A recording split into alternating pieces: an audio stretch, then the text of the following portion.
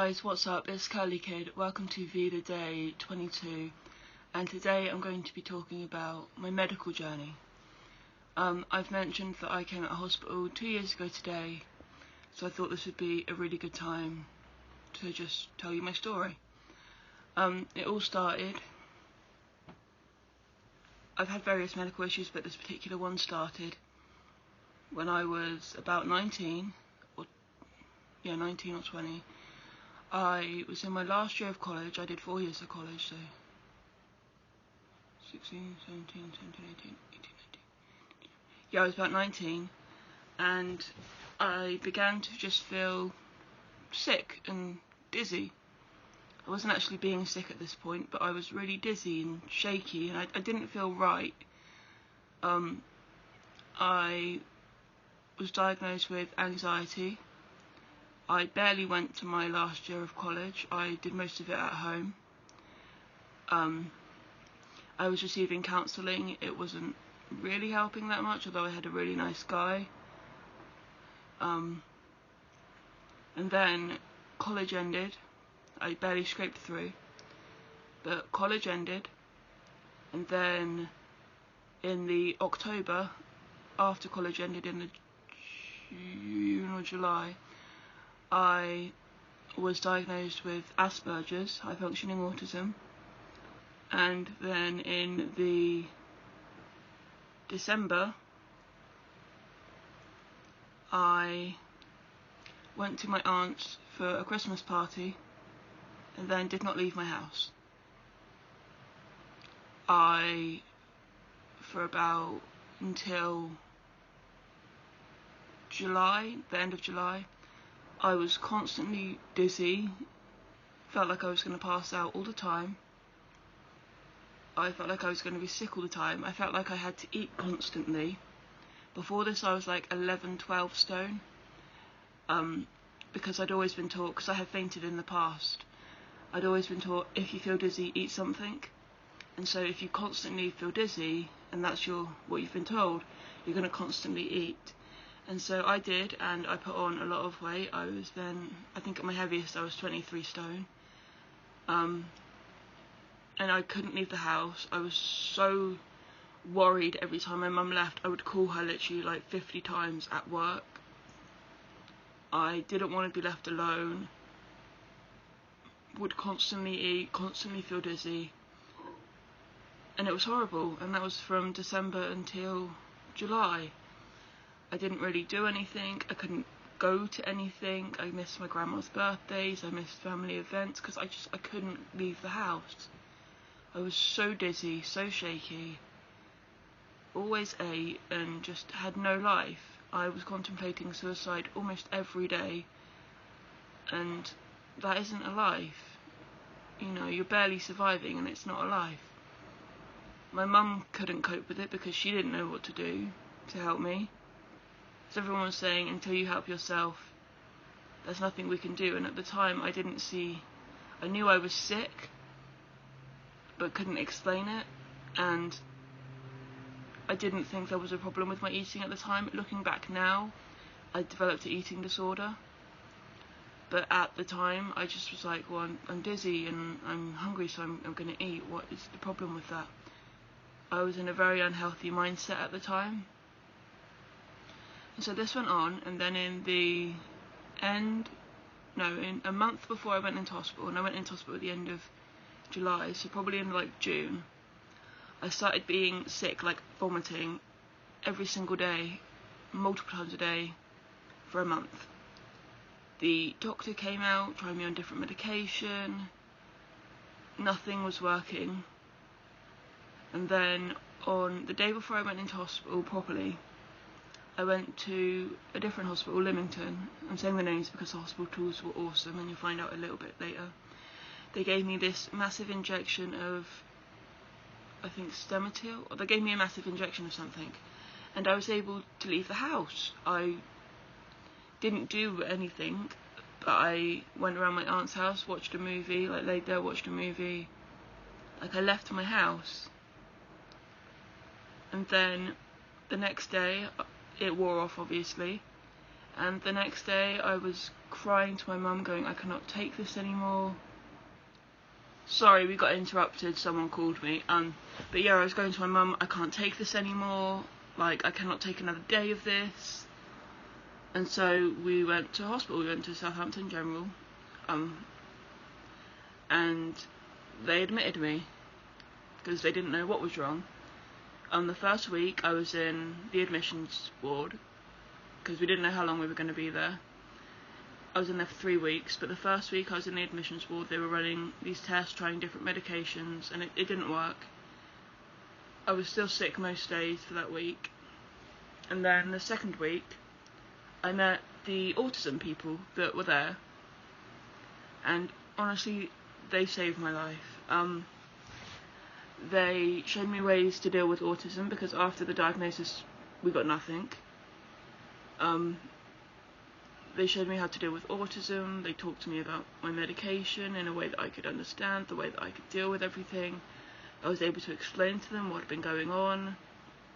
They made sure that somebody was always in the room with me, even at night, so my mum could have like a break and go to work and do things without me worrying, without having to worry about me. And my life just got so much better. I wasn't sick every day. I was sick some days, but that was to be expected. I still felt dizzy most days, because obviously medication takes a while to kick in. But they showed me how to deal with this world that I don't understand. And then they just made it so much better.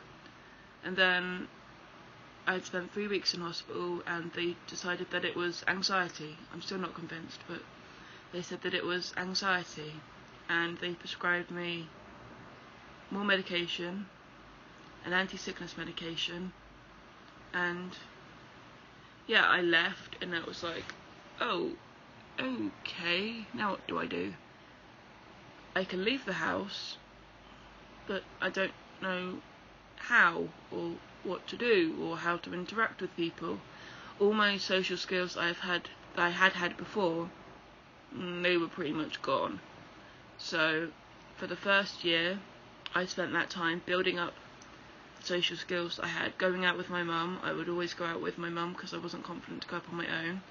I had the same routine when my mum was at work that I had had in the hospital, which was to eat my breakfast, watch TV downstairs, eat my lunch, come upstairs and watch 3 movies, because that sorted out the time my mum was at work. And then I gradually came off of that routine and spent more time in my room, watching YouTube, doing what I had done before, doing all that regular stuff. And then as time went on, I just was able to adjust a lot more to the world. I do library courses, I sing karaoke, I'm active in my community, I've sent off stories to be published, I live now rather than just survive. I donated my hair, I had long curly hair beforehand. I've lost weight, I'm now 20 point something stone instead of 23, so I'm still working on it, but I'm losing weight. I'm not eating constantly, I eat the normal amount, 3 times a day and like a snack. I exercise, I talk to people, I've got those social skills back, I catch the bus, I got the train to myself recently, as you guys saw on my vlog. I live now and I do things and I interact with people, and I'm happy and excited about the way my life is going, and that's mainly because I'm on the right medication, and the hospital team that helped me were absolutely amazing, and I cannot thank them enough. One guy in particular, Tim, talked to me about the fact that he was on medication, one of the same medications actually, and how much it had helped him, and he was on a lower dose than me. But it really made me, because of the amount I admire him, it made me want to not feel bad about having to take medication every day, because I think there's a stigma around taking medication every day, like, oh, you have to take medication every day to feel alright. And I had that, I was like, I don't want to be weird or different and have to take medication every day, but now that I'm okay with it, I take my medication willingly, I don't miss it. I took it just before making this video as well. And yeah, I still have meltdowns. I'm still autistic. They're not as bad as they were. My temper's a lot more even. My anxiety, I still get sometimes, but I know the symptoms, and it's easier to deal with. My mum, oh my god, my mum is so much happier now because I'm not glued to her side. I don't ring her constantly. I'm actually do things independently. Yeah, my whole family is just a lot easier because obviously they were dealing with my sickness as well. But now, you know, they spend time with me and they want to spend time with me, and you know, every time I ring them, it's not, oh my god, what does curly kid want? It's, oh, okay, what does she want? Like, what positive thing is she going to tell me, instead of going, I feel sick, can you help me? Yeah, I thought I'd make this video just to inspire someone going through it, because I genuinely, in the worst of it, didn't want to live, didn't want to be here, thought it was never going to get better, and it has got better. I'm not sick every day. I haven't been sick in a while, in like over a year. I still get dizzy occasionally, but it's not as bad because I'm on anti-dizziness and sickness medication. My anxiety's a lot better. I still get anxious, still get nervous, still get panic attacks, but they're a lot lower and I know how to deal with them now. And yeah, when I was in hospital I had like MRI, brain scan, like I had so many things done to me.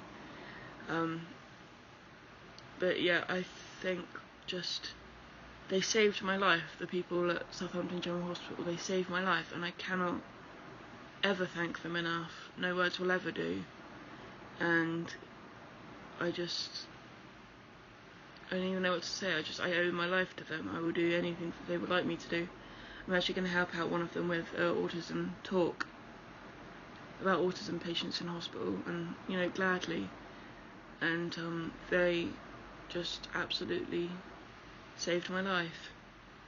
And so that's my medical journey.